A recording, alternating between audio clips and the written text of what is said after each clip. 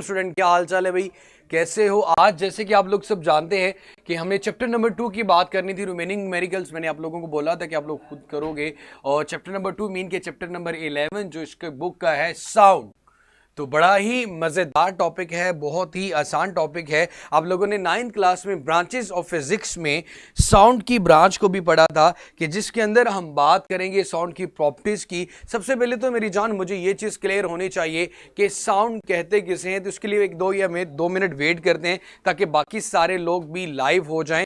आपको बड़े अच्छे से मेरा बेटा पता है कि हमारा जो टाइम है 3 o'clock, वो रमजानुल मुबारक में 3 बजे आप लोगों ने ऑनलाइन होता है। सही कमेंट्स मेरे सामने कीजिएगा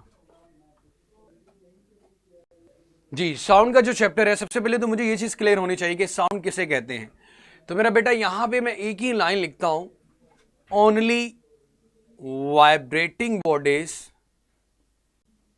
only vibrating bodies can produce sound. जो चीज वाइब्रेट करती है वो साउंड जनरेट करती है, और जो चीज साउंड प्रोड्यूस करती है वो वाइब्रेट करती है। Only vibrating bodies can produce sound, only vibrating bodies can produce sound, only vibrating bodies. जैसे कि मैं बोल रहा हूं, मेरे बोलने से मेरे वोकल कार्ड्स वाइब्रेट कर रहे हैं, आप सुन रहे हो तो आपके एयर ड्रम है जो वाइब्रेट कर रहे हैं। So only vibrating bodies can produce sound. Only vibrating bodies can produce sound. जो चीज वाइब्रेट करती है वो साउंड जनरेट करती है, जो साउंड जनरेट करती है वो वाइब्रेट करती है। अब मेरा बेटा एक तो ये चीज होगी। अब आपके पास एक गिटार है, उसको आप जितना तेजी से प्लग करोगे उसके अंदर उतनी ही ज्यादा वेव्स प्रोड्यूस होंगी, उतना ही ज्यादा साउंड क्रिएट होगा, उतनी ज्यादा वाइब्रेशन क्रिएट होगी। अब सबसे पहली बात तो ये कि साउंड के बारे में, sound is a form of energy.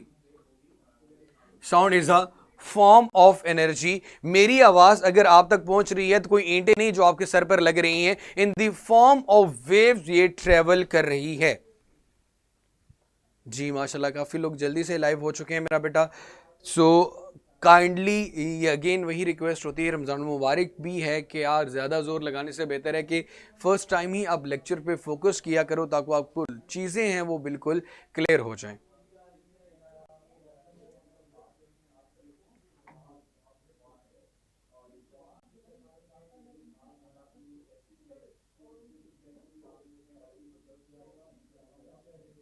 So only vibrating bodies can produce sound. जैसे आप गिटार को जितनी तेजी से प्लग करेंगे उतनी साउंड उसमें से क्रिएट होंगी, जिसको हम नाम देते हैं।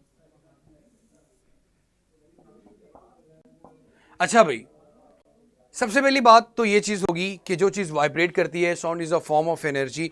हमें सबसे पहले साउंड वेव्स की कुछ प्रॉपर्टी की बात करनी है। 2 ट्यूनिंग इंस्ट्रूमेंट्स बताए गए, एक तो आप लोगों ने बात कर ली गिटार की, और दूसरा आपके पास लेबोरेटरी के अंदर एक ट्यूनिंग फोर्क होता है वाई की शेप में। इसको जब हैमर से हिट करते हैं तो ये वाइब्रेट करता है, और इसकी वाइब्रेशन को क्लियरली कान लगाकर सुना जा सकता है।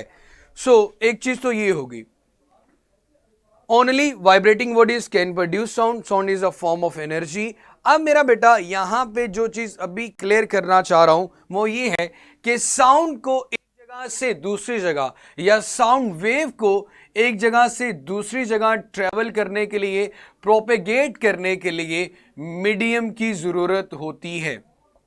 एक मटेरियल मीडियम की जरूरत होती है एक जगह से दूसरी जगह पहुंचने के लिए, मीडियम की जरूरत होती है। अब मेरा बेटा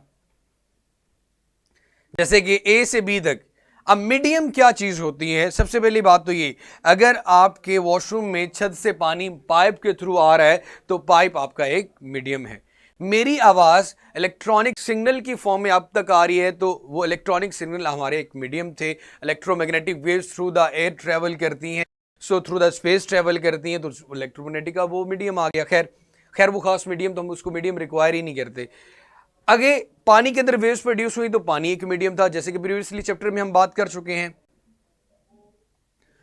यहां पे एयर को भी एक जगह से दूसरी जगह पहुंचने के लिए या तो एयर की जरूरत है या किसी सॉलिड ऑब्जेक्ट की या फिर किसी गैस की, तीनों में से एयर पास होती है। सॉलिड से भी, लिक्विड से भी और गैस से भी साउंड तीनों से ट्रेवल कर सकती है। It means it requires medium.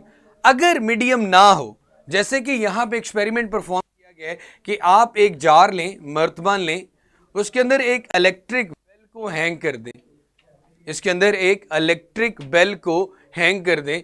उस इलेक्ट्रिक बेल को आपने, जब जरी सी बात है, या तो उसको ऑन करोगे या ऑफ करोगे। आप इस जार के ढक्कन को बिल्कुल कंप्लीटली बंद कर दें। जब आप इस जार को कंप्लीटली बंद कर दोगे और इलेक्ट्रिक बेल को ऑन करोगे, जब इलेक्ट्रिक बेल को ऑन करोगे तो आपको किसी किस्म का कोई साउंड सुनाई नहीं देगा, क्योंकि आपने इसके अंदर जो क्रिएट किया हुआ वो वैक्यूम है कि इसमें किसी किस्म की कोई हवा मौजूद नहीं है, नो एयर। इट मींस कि यहां पे किसी किस्म का कोई मीडियम मौजूद नहीं है। जब आवाज को मीडियम नहीं मिलेगा तो ये ट्रेवल नहीं करेगी। इसलिए लोग कहते हैं कि स्पेस में अगर एक दूसरे से बात की जाए तो आवाज सुनाई क्यों नहीं देती, because there is no medium. जहां पे मीडियम नहीं होगा वहां पे आपको आवाज भी सुनाई नहीं देगी।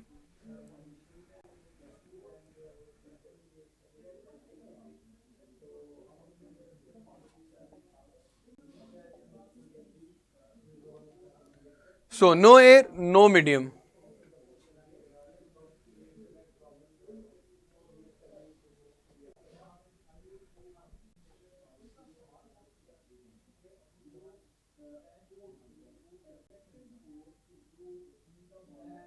जी मेरा बेटा, उसके बाद अगर आप क्या करते हो, इसी जार को, ढक्कन को ओपन कर दो। अब इलेक्ट्रिक बेल को ऑन करोगे तो आपको इसकी जो घंटी की आवाज हो बड़ी क्लियरली सुनाई देगी।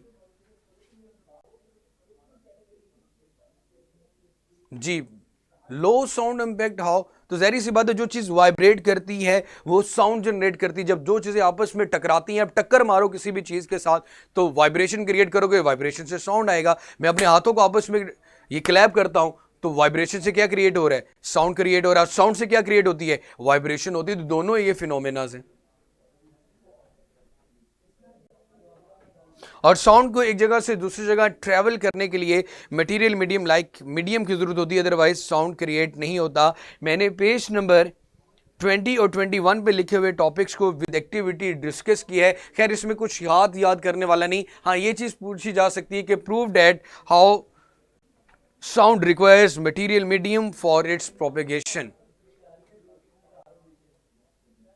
जी, और इलेक्ट्रोमैग्नेटिक वेव्स वो वेव्स होती हैं जिनको एक जगह से दूसरी जगह प्रोपेगेट होने के लिए किसी मीडियम की जरूरत नहीं होती।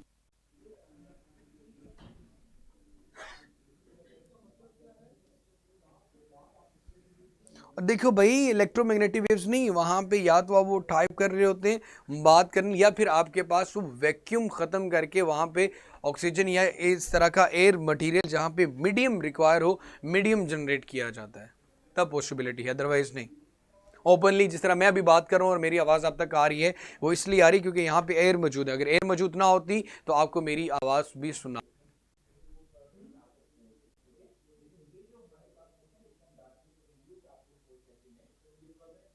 जी मेरा बेटा, इनकी कमेंट्स मेरे सामने नहीं आ रहे, थोड़ा देखिएगा दोबारा से।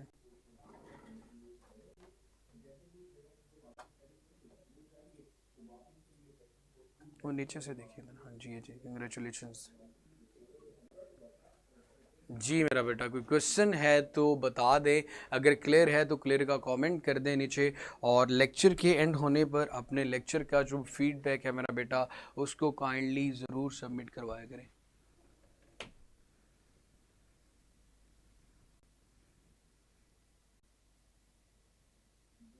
बीट्स, पता नहीं आप कौन सा पूछ रहे हो। By the way, bits are the units of the memory. Sir आप वो मेगाबाइट में बात करते हो, एमबीस में बात करते हो, आपके मेमोरी कार्ड की मेमोरी और जो होती है, ये यूनिट यूज़ किया जाता है। यहाँ पे बीट्स नहीं बेटा, आपसे बीट्स पूछा गया था या बैट्स के बारे में पूछा गया होगा।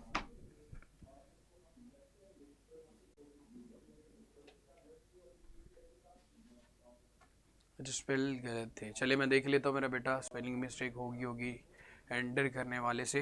तो अपना बहुत बहुत सारा सा ख्याल रखिएगा। आज का जो हमारा लेक्चर है वो यहीं पे वाइंड अप होता है। तो कल इंशाल्लाह ज़रूर मुलाकात होगी, अगेन मुलाकात होगी। तो लेक्चर का मेरा बेटा फीडबैक भी ज़रूर दीजिएगा, और जो लोग न्यू हैं वो फॉलो भी ज़रूर करें।